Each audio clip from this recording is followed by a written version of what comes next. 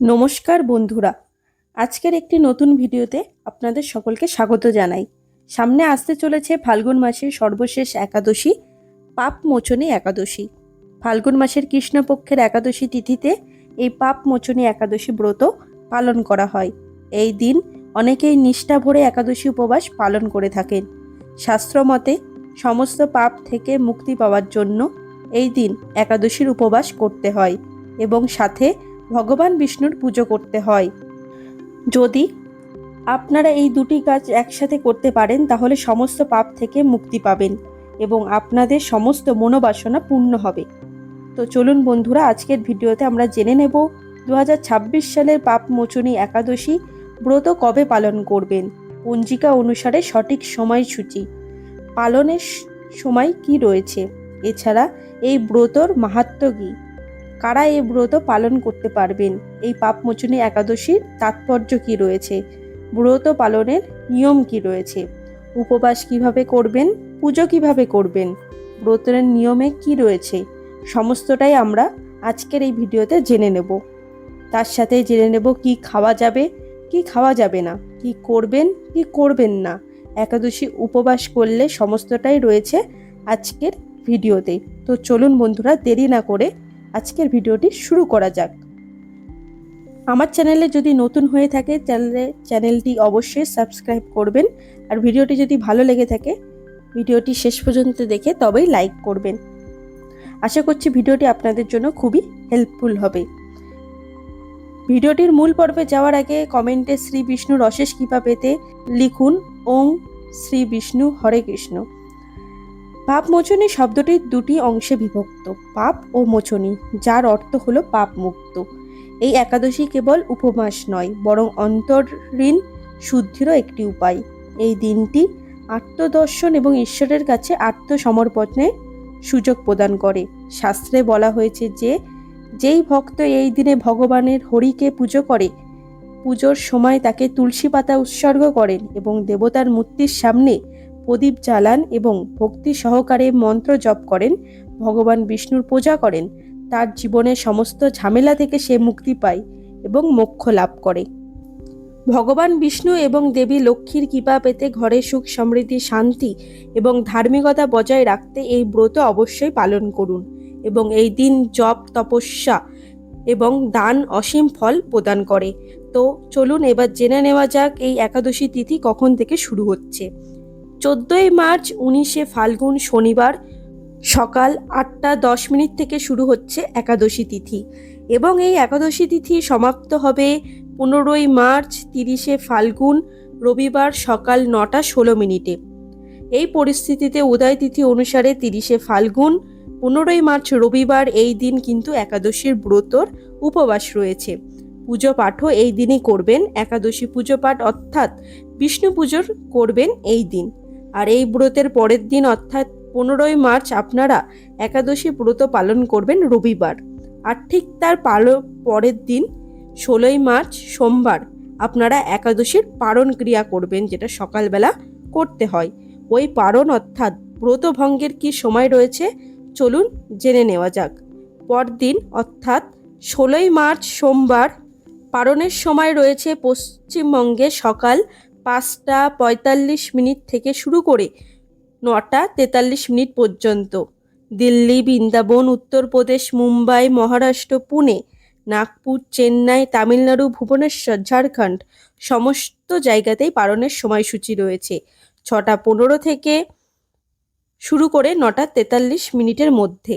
এছাড়াও অন্যান্য যে জায়গা থেকে ভিডিওটি দেখছেন না কেন ভারতের মধ্যে সমস্ত জায়গায় পারণ কিন্তু আপনারা 9:43 মধ্যেই করে নেবেন। অর্থাৎ এটি সমস্ত জায়গায় ব্রতভঙ্গের সর্বশেষ সময় 9:43। এর মধ্যেই আপনারা পারণ ক্রিয়া যেটা আছে সেটা সেরে ফেলবেন। কি নিয়ম মেনে আপনারা এই ব্রতের উপবাস পালন করবেন?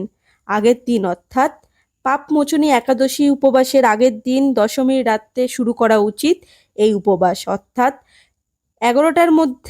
রাত্রি 11টার মধ্যে দাঁত মেজে খাবার গ্রহণ করে নেবেন। পরের দিন ব্রহ্ম মুহূর্তে সকালে ঘুম থেকে উঠে গঙ্গায় স্নান করতে পারেন, অথবা আপনাদের বাড়িতেই স্নানের জলের সাথে গঙ্গা জল মিশিয়ে অথবা স্নানের জলেই 3 বার গঙ্গা গঙ্গা গঙ্গা উচ্চারণ করে স্নান করতে পারেন এবং স্নান শেষে পরিষ্কার হালকা রঙের পোশাক পরার চেষ্টা করবেন। বাড়ির প্রার্থনা স্থলে অর্থাৎ যেখানে আপনারা ভগবান রয়েছে সেই ঠাকুর ঘরে গিয়ে আপনারা পরিষ্কার করে নেবেন সমস্ত জায়গা। তারপর ভগবান বিষ্ণু একটি মূর্তি বা ছবি স্থাপন করবেন এবং ভগবান বিষ্ণুর পুজোর সংকল্প নেবেন। প্রথমে কিন্তু সূর্য দেবতাকে জল অর্পণ করতে হবে, তারপর ভগবান বিষ্ণুর পুজো শুরু করবেন। প্রদীপ, ধূপ, ফুল, তুলসী পাতা এবং পঞ্চামৃত দিয়ে পুজো করতে হবে। পুজো করার সময় আপনারা একটি তুলসী পাতাকে চন্দন লাগিয়ে ভগবান বিষ্ণুর পায়ে অর্পণ করবেন এবং ওং নমো ভগবতায় বাসুদেবায়া এই মন্ত্র 3 বার জপ করবেন এবং একইভাবে একটি হলুদ ফুল এবং তুলসী পাতা চন্দন সহযোগে ভগবান বিষ্ণুর পায়ে অর্পণ করবেন। আর যা কিছু প্রসাদ নৈবেদ্য এনেছেন ভগবান বিষ্ণুর উদ্দেশ্যে অর্পণ করবেন। এরপর আপনারা কিন্তু প্রদীপ আর ধূপ দেখিয়ে আরতি করবেন। পুজো সম্পন্ন হবে সারাদিন। ফলহীন বা জলহীন উপবাস করুন। রাতে তাতে ভজন কীর্তনে মেতে থাকুন এবং বিষ্ণু সহস্রনাম পাঠ করুন। যাদের পক্ষে জলহীন ফলহীন উপবাস করা সম্ভব না তারা ফল গ্রহণ করতে পারেন। এবার অনেক বন্ধুদের প্রশ্ন যে উপবাসের দিন সাবু খাওয়া যাবে কি? হ্যাঁ বন্ধুরা, সাবু খাওয়া যাবে। দুধের তৈরি খাবার, ফল প্রসাদ এবং ফল যা কিছুই আপনাদের বিষ্ণুকে অর্পণ করেছেন তাই সমস্ত কিছুই আপনারা গ্রহণ করতে পারবেন।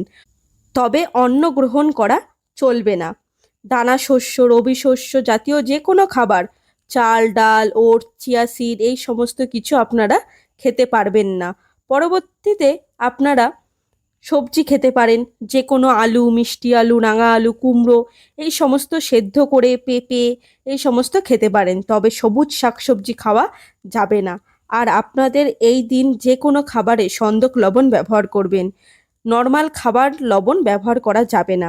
আর ঘি ব্যবহার করবেন এবং সূর্যমুখের তেল ব্যবহার করা যাবে না।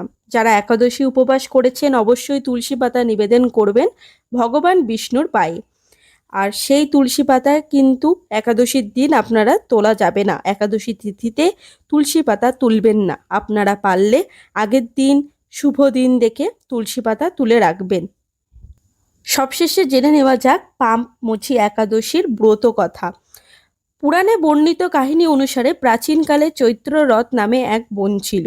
এই বনে মেধবী নামে এক ঋষি তীব্র উপবাসে লিপ্ত ছিলেন। তার উপবাসের ফলে স্বর্গ বিপর্যয় হয়ে পড়ে। ভগবান ইন্দ্র তার ধ্যান ব্যাহত করার জন্য অপ্সরা মঞ্জু ঘোষকে প্রেরণ করেন।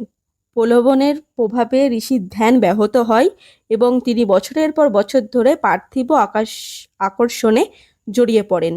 যখন তিনি নিজের ভুল বুঝতে পারেন তখন তিনি গভীরভাবে দুঃখিত হন।